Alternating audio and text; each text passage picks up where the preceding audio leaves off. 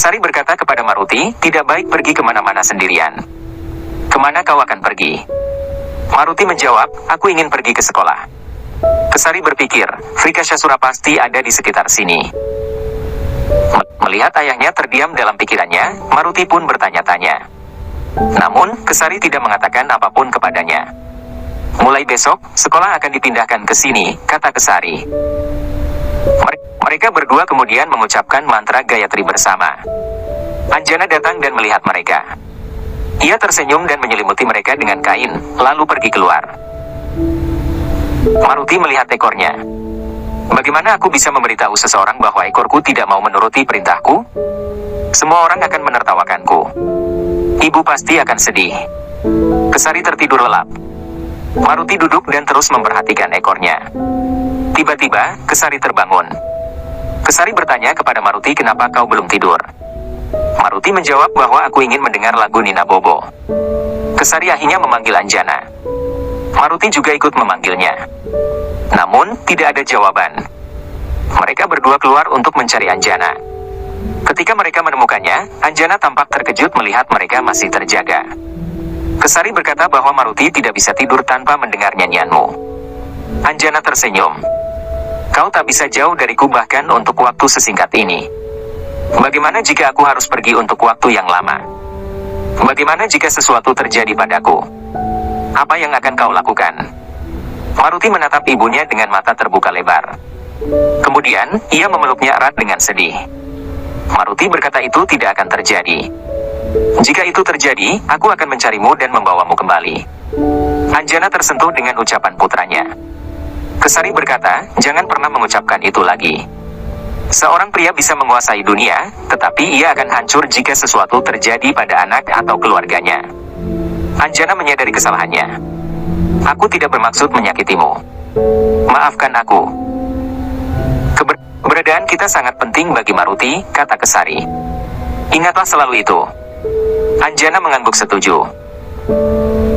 Maruti akhirnya mengantuk. Kesari membawanya masuk agar Anjana bisa menyanyikan Nina Bobo untuknya. Anjana pun menyanyikan lagu Nina Bobo untuk anaknya. Baik Kesari maupun Maruti tertidur mendengarnya. Anjana pun berbaring dan tidur bersama mereka.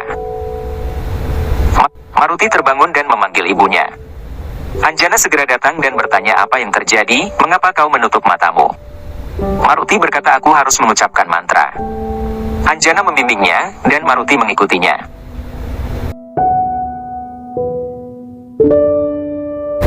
Anjana hendak mengajarkan dan menyelesaikan mantra untuk Dewi, tetapi Maruti mengingatnya dari sekolah kemarin. Ia harus bisa mengucapkannya sendiri. Anjana terkejut. Anjana berkata anak-anak seperti pasir basah. Mereka bisa dibentuk dengan mudah, katanya. Jika diberi bimbingan yang benar, mereka akan tumbuh menjadi manusia yang baik. Jika tidak, mereka akan menjadi beban bagi masyarakat. Subali sedang menonton anak-anak bermain. Anak-anak bersorak untuk Neel. Maruti juga menonton dari jendela kamarnya. Subali melihat Maruti. Subali berkata tujuanku adalah membawamu ke Vrikashasura. Aku pasti akan menemukan cara untuk melakukannya. Subali mulai berpikir bagaimana caranya. Sementara itu, Maruti pergi ke suatu tempat. Subali menikmati pertandingan, tetapi senyumnya menghilang ketika ia melihat Maruti berdiri di sebelahnya. Maruti memegang tangannya.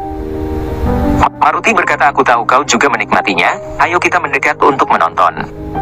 Maruti menarik tangan Subali dan mencoba membawanya maju, tetapi Subali tetap berdiri di tempatnya. Apa kau takut? Tanya Maruti. Subali tidak ingin pergi dengan Maruti. Namun, Maruti terus bersikeras. Subali teringat kejadian pada tangannya, pada hari pemberian nama Maruti. Akhirnya, ia memutuskan untuk pergi bersama Maruti. Subali terus-menerus memikirkan Maruti, meskipun dengan niat negatif. Itulah sebabnya, ia akhirnya harus pergi bersama Maruti. Neel akhirnya memenangkan pertandingan gulat. Maruti bertanya pada Subali, apa kau datang ke sini untuk belajar juga? Subali tidak menjawab. Neel memenangkan pertandingan, dan Maruti, yang sangat bersemangat, melepaskan tangan Subali. Subali merasa lega. Lawan Neel mengujinya. Hanya kau yang bisa bermain seperti ini. Mereka saling berpelukan. Subali merasa ada sesuatu yang istimewa dalam diri Neel. Namun, ia tampak terlalu sederhana. Maruti menoleh, tetapi tidak melihat Subali di sana. Ia menemukannya di dekat pohon. Tiba-tiba, ekor Subali memanjang dan menjatuhkan sebuah mangga dari atas pohon. Maruti melihatnya dengan kagum.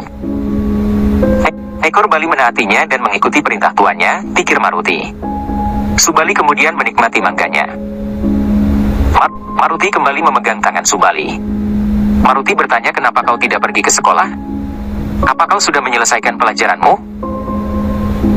Subali kesal, tetapi kemudian ia berpikir untuk membawa Maruti ke Vrikashasura. Ia mengubah nada suaranya. Subali berkata, kau berbicara dengan sangat manis. Ayo kita berjalan-jalan. Maruti dengan senang hati setuju. Subali meludah dan melemparkan sisa mangga. Maruti menegurnya, dan berkata, kita tidak boleh meludah di bumi.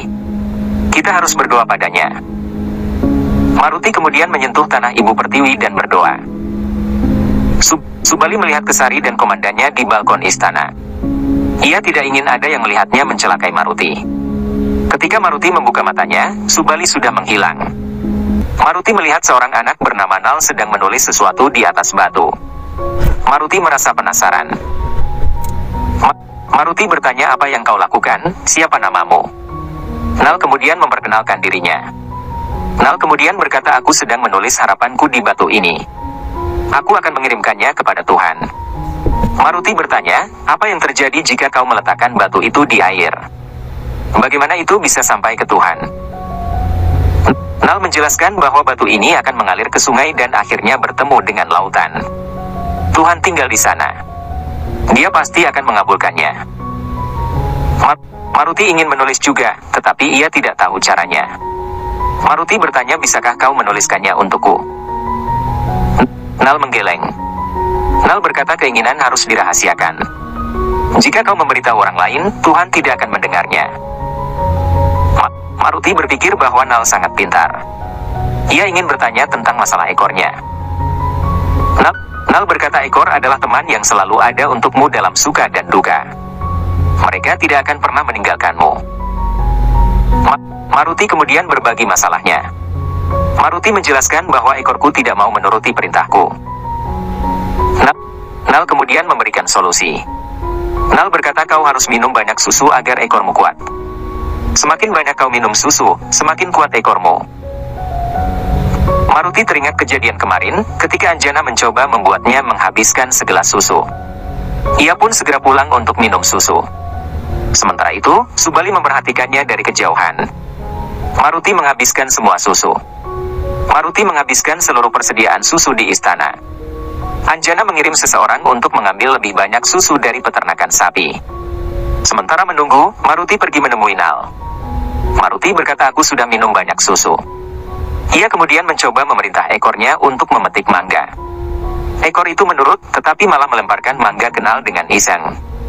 Anak-anak lain tertawa. Nal merasa sedih dan pergi. Maruti merasa bersalah.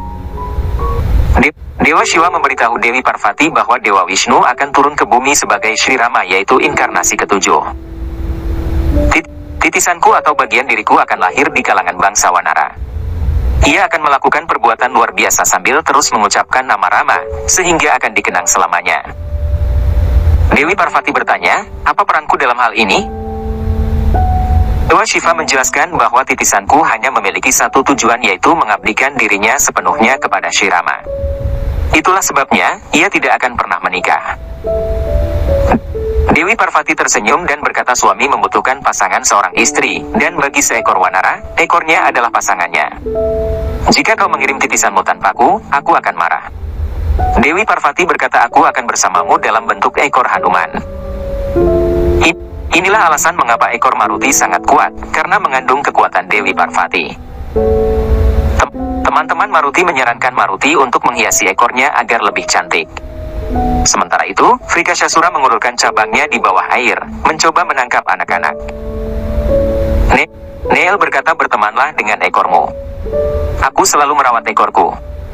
Seorang wanara harus memiliki ekor yang kuat dan indah. Maruti melihat ekornya dan berlari untuk menghiasinya. Vrikashasura kembali gagal menangkap mereka. Maruti duduk sedih di tempat tidurnya. Anjana berkata, orang tua adalah guru pertama, pelindung, dan sahabat bagi anak-anak mereka. Mereka selalu menunjukkan jalan yang benar. Maruti akhirnya mau berbagi masalahnya. Anjana tersenyum dan berkata masalah tentang kekuatan wanara sebaiknya dibicarakan dengan ayahmu. Ayah bukan hanya seorang pelindung, tetapi juga sahabat. Maruti merasa lebih baik. Ia kemudian bergegas menemui Kesari. Kesari sedang berlatih dengan gada. Maruti melihat bagaimana ekor ayahnya begitu kuat dan patuh. Maruti kemudian bertanya, "Ayah, kenapa ekorku tidak mau menurutiku?" Kesari tersenyum dan berkata, "Ekor adalah sahabat kita. Jika kau ingin dihormati, kau harus memberi penghormatan juga. Kau harus bersahabat dengannya." Maruti meminta maaf kepada ekornya di hadapan Shifling Dewa Shiva. Maruti berkata, "Aku seharusnya memperlakukanmu dengan baik. Aku akan memanggilmu Gaurav." Ekornya bergetar tidak setuju. Maruti tersenyum dan berkata, "Baiklah, namamu adalah Saha atau sahabat." Ekornya bergoyang senang. Maruti berlari untuk berbagi kabar baik dengan ayahnya. Kesari sedang mencari sebuah surat. Maruti dengan ekornya memberikan surat itu kepadanya. Kesari menatap Maruti dengan kagum.